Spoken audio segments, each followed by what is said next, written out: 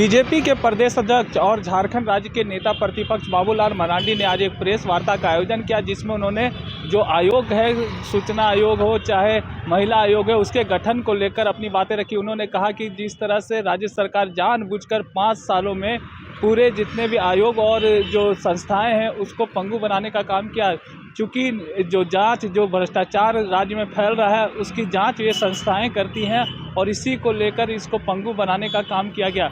मौके पर क्या कुछ कहा गया, आइए आपको सुनाते हैं। चलो भाई, बहुत बहुत धन्यवाद आप सबको। इधर हम लोग जल्दी जल्दी मिल रहे हैं। शिकायत होता है कि मिलते नहीं है। आप सबके संज्ञान में मैं लाना चाहता हूँ, राज्य में जितने भी संवैधानिक संस्थान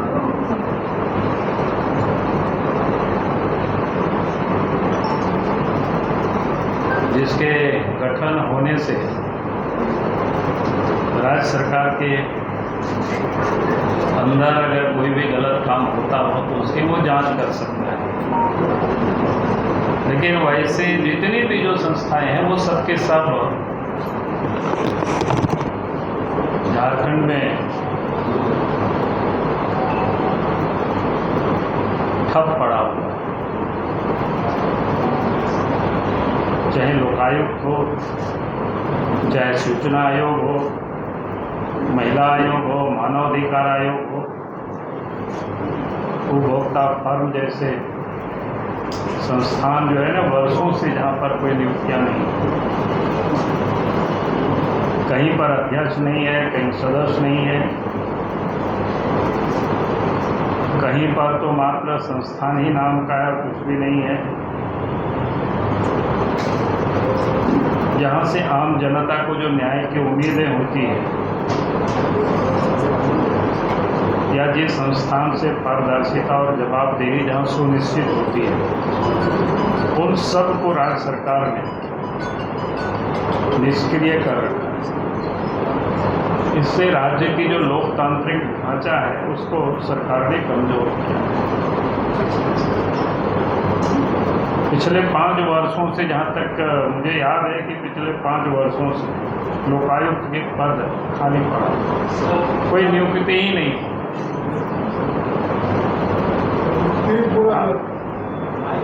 हम कह रहे हैं पिछले 5 वर्षों से, इधर हो जाता है ये जो बांध देता है,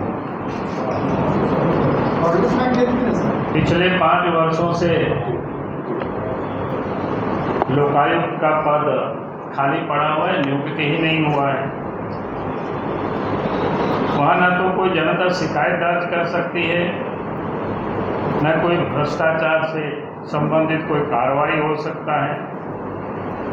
जब लोकायुक्त जैसे स्वतंत्र संस्था राज्य में नहीं काम करेगी तो राज्य के अंदर में चाहे विधायक हो, मंत्री हो या बड़े अफसर, यहाँ तक कि अगर एसीबी भी कोई गलत काम करे तो आखिर लोग उसके विरोध में कहाँ जाएंगे, कहाँ लोग शिकायत दर्ज करें। तो इन्होंने सबके सब संस्थान को पंगु बना दिया है। सूचना आयुक्त की भी वही स्थिति है। सूचना आयुक्त के जानबूझ करके नियुक्ति को भी लटका करके रखा है ताकि आरटीआई जैसे पारदर्शिता जो का जो काम करती है, कोई भी सूचना वहाँ से लोग प्राप्त कर सकते हैं, तो आज वो भी ठप पड़ा हुआ है। पहले वो कहते थे कि भाई नेता नहीं है, जबकि पहले भी 5 साल पहले भी भारतीय जनता पार्टी ने नेता का चुनाव किया था, लेकिन उन्हें माना नहीं। उसके बाद भी जब फिर से नेता का चुनाव हुआ तब भी उन्होंने बनाया नहीं, और आज भी उस पर उन्होंने कुछ नहीं कर रहे। महिला आयोग, जहाँ पर तो कोई अपोजिशन की जरूरत भी नहीं है, वो भी 2020 से पद खाली पड़ा हुआ है। मेरी जानकारी में 5000 से अधिक मामला महिलाओं के लंबित पड़ा हुआ है। लेकिन फिर न्याय दे तो दे कौन, देने वाला ही नहीं है, उसकी कोई नियुक्ति नहीं है। यहाँ तक कि जो कर्मचारी वगैरह भी काम करते हैं जो सफाई वगैरह ये सब करते हैं, तो उन लोगों को भी अब वेतन तक नहीं मिल रहा है। उसी प्रकार से उपभोक्ता फर्म है, तो हम ये कहिए कि दर्जनों जिला ऐसा है जहाँ पर अध्यक्ष नहीं है, सदस्य नहीं है।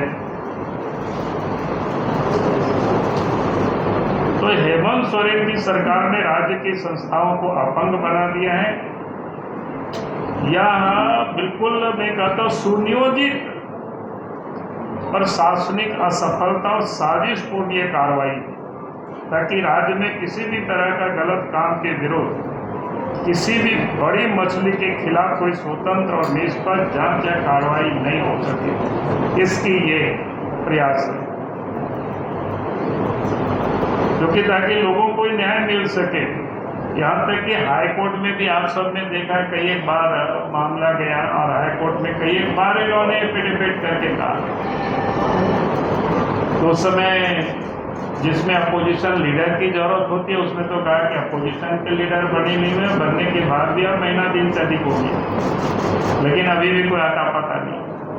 लेकिन जिस आयोग के लिए जहां अपोजिशन लीडर की भी जरूरत नहीं है, उन सारे आयोगों को भी इन्होंने सब कुछ जो ही पड़ा हुआ है। तो इसलिए मैं कहूँगा ये संस्थाएं जहाँ पर आप सब लोगों के अधिकारों को सुरक्षित करती हैं, लेकिन वो सब भी सब आज ठप पड़ा हुआ है। तो यदि राज्य में किस प्रकार से राज्य सरकार काम करती है, ये इसका एक नमूना है, एक उदाहरण है, ताकि राज्य में जो भी गड़बड़ी हो, लूट हो, हल्ला करते रहिए, कोई देखने वाला नहीं, कोई सुनने वाला नहीं है। यानी देहात में एक कहावत है ना कि क्या बोलते हैं, बंगला में लोग बोलते हैं ना, मुखेर कानून। तो हेमंत सोरेन का वैसा ही राज्य में शासन चल रहा है। तो इसलिए हम ये कहेंगे कि भाई जितने भी इस प्रकार की जो आयोग है,